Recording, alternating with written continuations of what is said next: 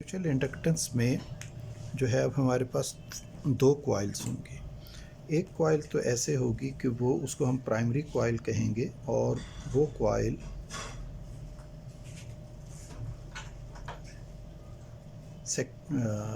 Battery के साथ connect होगी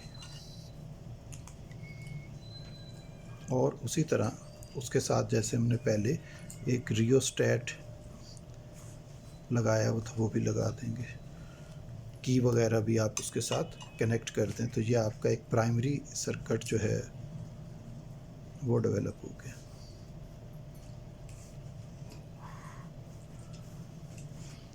अब इसमें जब करंट फ्लो करेगी तो ये अपने इर्द गिर्द मैग्नेटिक फील्ड जनरेट कर लेगी। जब इसमें आप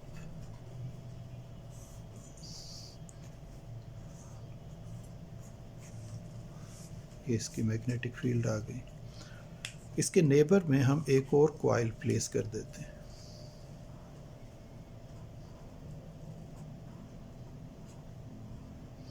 और उसके साथ जस्ट हम क्या करते हैं कि एक गैल्वानोमीटर कनेक्ट कर देते हैं जो डिफ्लेक्शन को जस्ट क्या करे, शो करे। तो उस कॉइल को हम कहेंगे सेकेंडरी कॉइल। तो ये आपकी हो गई प्राइमरी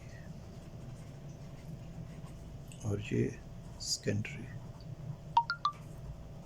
अब इसमें कोई बैटरी, कोई रियोस्टेट, कोई चीज़ नहीं है।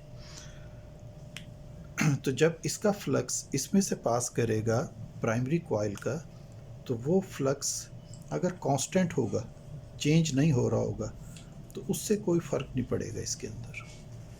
लेकिन जिस वक्त हम रियोस्टेट से इसके वोल्टेज को कम ज़्यादा और वोल्टेज के रिज़ल्ट में करंट कम ज़्यादा होगी, तो उससे जो फ्लक्स जनरेट होगा वो चेंजिंग फ्लक्स होगा।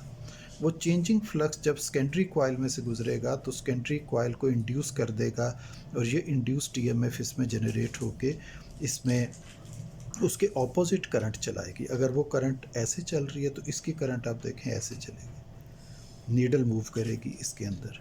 So this process is called mutual induction, in which a one coil is induced by another coil due to change in current in the primary coil या other coil भी आप उसे कह सकते हैं। अब इसकी भी डेरिवेशन बिल्कुल तकरीबन वैसी है, कोई उसमें ख़ास फ़र्क नहीं है, सिर्फ उसके कांस्टेंट का नाम बदल देते हैं। तो हम ये कहते हैं कि फैराडेज लॉ वाला formula -n del phi by del t।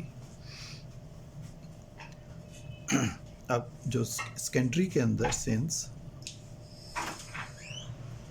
उसमें क्या है कि नंबर ऑफ सेकेंडरी लूप्स, उसमें जो फ्लक्स जनरेट हो रहा है फाई, वो प्रोपोर्शनल है यहाँ से करंट की चेंज के।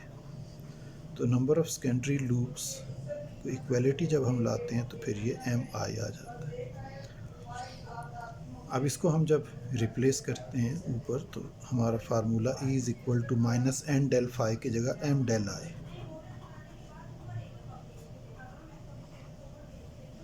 तो अब पहले उसमें आप देखें L आ रहा था और अब इसमें क्या आ गया, M, सिर्फ नाम बदला है। हाँ, प्रोसेस भी बदला है कि वहाँ पे वो कॉइल अपने आप को इंड्यूस कर रही थी, जबकि यहाँ पे ये कॉइल जो है क्या करेगी, दूसरी नेबरिंग कॉइल को करेगी इंड्यूस। इसका ये मतलब नहीं है कि अपने आप को इंड्यूस नहीं करेगी, अपनी इंडक्शन भी वो करती रहेगी इस जगह के ऊपर। तो इसका मतलब है इसमें सेल्फ इंडक्शन भी होती रहेगी और नेबरिंग कॉइल के अंदर म्यूचुअल इंडक्शन भी होती रहेगी।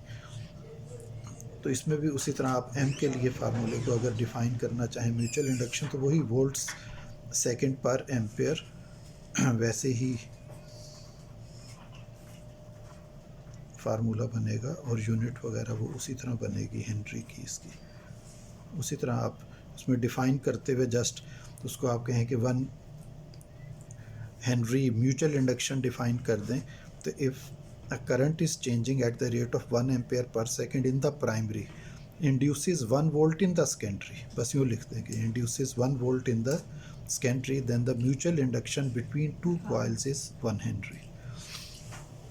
अब इसके फैक्टर्स में एक फैक्टर का इजाफा हो जाता है, बाकी तीन फैक्टर वही वाले, नंबर ऑफ कॉइल्स सेकेंडरी के अंदर और प्राइमरी के अंदर, इससे फ़र्क पड़ता है।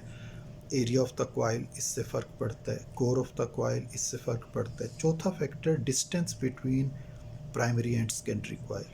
अगर नज़दीक नज़दीक रखी हुई हैं कॉइल्स तो ज़्यादा इंडक्शन होगी, और अगर उसमें डिस्टेंस बढ़ा देते हैं तो फिर इंडक्शन कम होना शुरू हो जाएगी, क्योंकि फ्लक्स अप्रोच नहीं कर सकेगा सेकेंडरी कॉइल की तरफ। तो ये आपके आगे। अब इसमें एक चीज़ इसमें मौजूद नहीं है, उसको हम कहते हैं नॉन इंडक्टिव। एक चलिए छोटी सी चीज़ इन्होंने लिखी उसे पहले कर लें।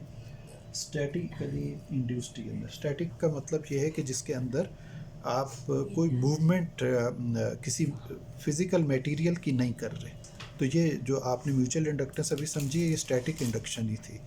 इसमें आप ये देखें कि हमने सिर्फ रियोस्टैट को के ज़रिए क्या किया, करंट को चेंज करवाया है, तो बाकी ओवरऑल सर्किट हमारा जो है उसने मूव नहीं किया। जबकि इससे पहले हमने इलेक्ट्रोमैग्नेटिक इंडक्शन में पढ़ा था, बार मैग्नेट को मूव कराते हुए नज़दीक ला रहे हैं, या कॉइल को ला रहे हैं, या दूर लेके जा रहे हैं, तो वो फिज़िकल मूवमेंट उसमें थी। तो इसमें आपको कोई फिज़िकल मूवमेंट नज़र नहीं आ रही, तो इसको हम स्टैटिक इंडक्शन कहेंगे।